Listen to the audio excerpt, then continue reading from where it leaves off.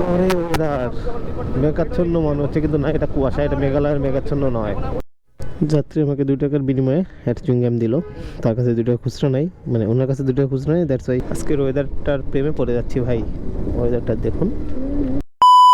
Hello everyone, welcome to my Facebook page and YouTube channel. কেমন আছেন সবাই? আশা করি সবাই ভালো আছেন। এখন চারপাশের ওয়েদারটা কুয়াশাচ্ছন্ন। হ্যাঁ, আজকে ঠান্ডা, খুবই ঠান্ডা। গ্লোভসটা ব্যাগে আছে, আমি বের করে পরবো। এই যে জাস্ট যাত্রীকে আগে পিক করতে যাচ্ছি, যাত্রীকে পিক করে দেন বের করে পরবো। ভালোই ঠান্ডা আছে আজকে। পেমেন্টটা কি ভাই ক্যাশে করবেন? আচ্ছা আচ্ছা। তো যাত্রী চলে আসছে, এখন সময় হচ্ছে 10টা 4। তো দেখি কতক্ষণ লাগে যাত্রীকে নিয়ে যেতে। এখান থেকে প্রায় 10.5 কিলোমিটার একটা রোড, যমুনা ফিউচার পার্ক। তো চলুন কালসি দিয়ে যাব। কালসি দিয়ে গেলে তাড়াতাড়ি যেতে পারবো। যমুনা ফিউচার পার্কের ওখানে, যমুনা ফিউচার পার্কের ওখানে গিয়ে ওই পাম্প আছে, ওখানে তেল ভরাবো। একটু কমে গেছে, কালকে রাতে আর ভরানোর সময় পাইনি। তো যাই হোক, এখন যাই আগে, যাওয়ার পরে দেন ভাইকে নামায় দেওয়ার পরে কথা বলি।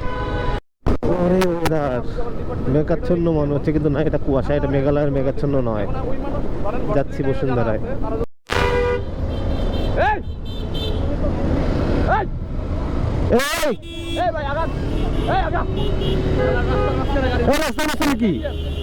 ভাই 200 টাকা দিয়ে গেল।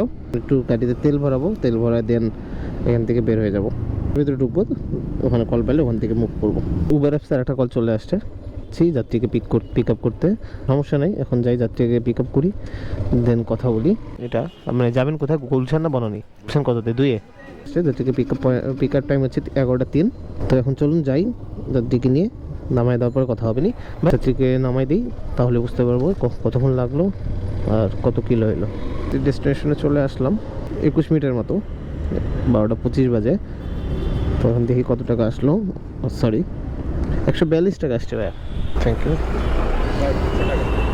সমস্যা তো ভাইয়ের 142 আসছে, 140 টাকা নিলাম। ওনার কাছে খুচরা নেই। যাই হোক, সমস্যা নেই, 2 টাকার বিষয় না।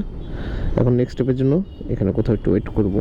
পাঠার একটা কল আসলে, এখন দূরের না, বনানী যাবে, গুলশান থেকে বনানী। কোথায় যাবেন? যাত্রী কিছু নিবে মেবি দোকান থেকে, সেজন্য আমাকে নিয়ে যাচ্ছে। এখন যাত্রীকে নিয়ে চলে যাব বনানী ক্লাবের ওখানে।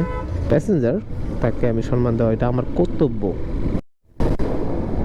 আজকের ওয়েদারটার প্রেমে পড়ে যাচ্ছি ভাই। ওয়েদারটা দেখুন, আশা করি আপনাদেরও ভালো লাগছে, কারণ আজকের ওয়েদারটা এক অমায়িক ওয়েদার। আর লেকের পাশ দিয়ে যাচ্ছি, আরও বেশি সুন্দর লাগছে। আর এরকম স্মুথলি প্যাসেঞ্জার যখন গান শোনায় আমাকে, আরও বেশি সুন্দর লাগে। মনে হয় নিজেও কিছু একটা গাই। বাসা নাম্বার 50। যাই হোক, সময় লাগলো মাত্র মিনিট, লাগবে 8 মিনিট লাগছে। 71 টাকা আসছে, যাত্রী আমাকে 70 টাকা দিবে। যাই হোক, নেক্সট স্টেপের জন্য একটু ওয়েট করবো। চলুন।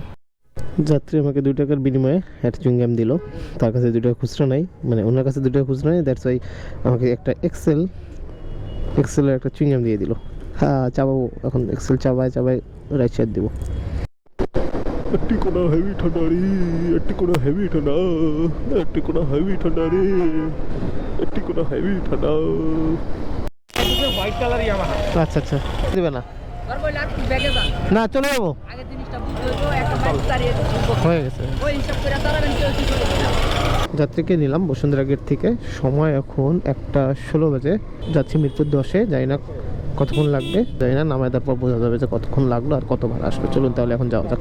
যাত্রী নিয়ে চলে আসলাম। সময় লাগলো প্রায় 30 মিনিটের মতো লাগলো আর কি। এই যে 70 টাকা দিয়ে গেল। পর্যন্ত আমার ইনকাম হচ্ছে 500 টাকার মতো। এক যাত্রী যাবে তেজগাঁতে তো না? আচ্ছা, যাত্রীকে পেয়ে গেছি। যাত্রীকে পিক আপ করে নিলাম। এখন যাত্রীকে নিয়ে যাচ্ছি যাত্রীর ডেস্টিনেশনে। তো চলুন, তেজগাঁতে গিয়ে বাজে হচ্ছে 2:05। আশা করা যায় 20-25 মিনিটে যাওয়া যাবে, কারণ দুপুর সময়টাতে তাড়াতাড়ি যাওয়ার সম্ভাবনা বেশি থাকে। চলুন আগে যাই, যাতে নামাই দিই, দেন কথা বলি। নিয়ে চলে আসলাম তেজগাঁতে। 2:31 বাজে নিয়েছিলাম। এই 29-এর মতো লাগলো, 29 মিনিটের মতো লাগলো। একটু সময় ব্যয় করে আসলো 145 টাকা। ও আচ্ছা, খামার বাড়ি। আপনাকে বলতেছি অপোজিট সাইডে। আমি অপোজিট সাইড বলতে ওইটা তো বুঝায় আপনি ডেস্টিনেশনটা আপডেট করছেন। হ্যাঁ, ওই লোকেশন মানে আমার ওই পাশে দেখেছি। আমি ওই যে যাত্রীকে পিক আপ করলাম। এখন যাত্রীকে নিয়ে যাচ্ছি হচ্ছে খামার বাড়িতে। টাইম হচ্ছে 3:07। তো চলুন এখন খামার বাড়িতে গিয়ে যাত্রীকে আগে ড্রপ করি, দেন কথা বলি। লাগলো হচ্ছে এখন বাজে 2:28, সরি 3:28, 21 মিনিটের মতো লাগলো। যাত্রীকে পাইলাম কন্ট্যাক্টিভ, সে গুলশান 2-এ যাবে ফার্মগেট এরিয়াতে, খামারবাড়ি এরিয়া থেকে। তো খামারবাড়ি থেকে নিয়ে যাচ্ছি গুলশান 2-এ আর কি। বসে আসছে তো ভাড়া নাই, সেহেতু এখান থেকে একটু মুভ করি। 1 মিনিট না আসতেই ওনার একটা ফোন আসলো, ওনার বললো যে এক যাত্রী বিজয় সরণি এখানে আছে। তো একদম বিজয় সরণির কাছেই থেকে উনি উঠছে, যেহেতু খামারবাড়ি। তো উনি নামে গেল, বললো যে ভাই আমার যাওয়া লাগবে না, আমার একটু এখানে লোক আছে, মানে যার সাথে যাওয়ার কথা ছিল তার সাথে যাব। তো উনি আর কি এখানে আছে, প্লিজ কিছু মনে করি না। পরে 50 টাকা দিয়ে গেল আমাকে। একজন যাত্রীকে পেলাম জাহাঙ্গীর গেট থেকে, পেয়েছে গুলশান 1-এ 27-এ নিয়েছিলাম, 35 বাজে, মাত্র 8 মিনিটের মধ্যে চলে আসলাম। 70 টাকা আসছে। যাত্রীকে পেয়ে গেলাম, যাত্রী যাবে উত্তরা 7 নম্বর সেক্টরে। চলেন, এটা হলো কন্ট্রাক্টিভ, একটা কন্ট্রাক্টিভে যাচ্ছি।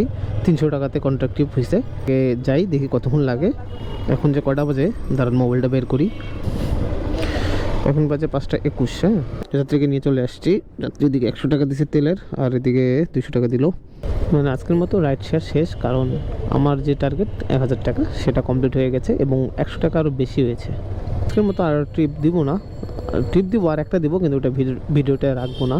কারণ হচ্ছে আমি উত্তরাতে আছি, উত্তরা থেকে এখন মিরপুরের দিকে যেহেতু যাব, তো খালি হাতে যাওয়ার থেকে একজনকে নিয়ে যাওয়াটা বেটার। তো যাই হোক, মনে করেন যে এইটা 150-200 টাকার মতো একটা ট্রিপ। তো আমি আর কি এটা মানে ভিডিওতে রাখবো না। আজকের মতো এখানে শেষ করছি।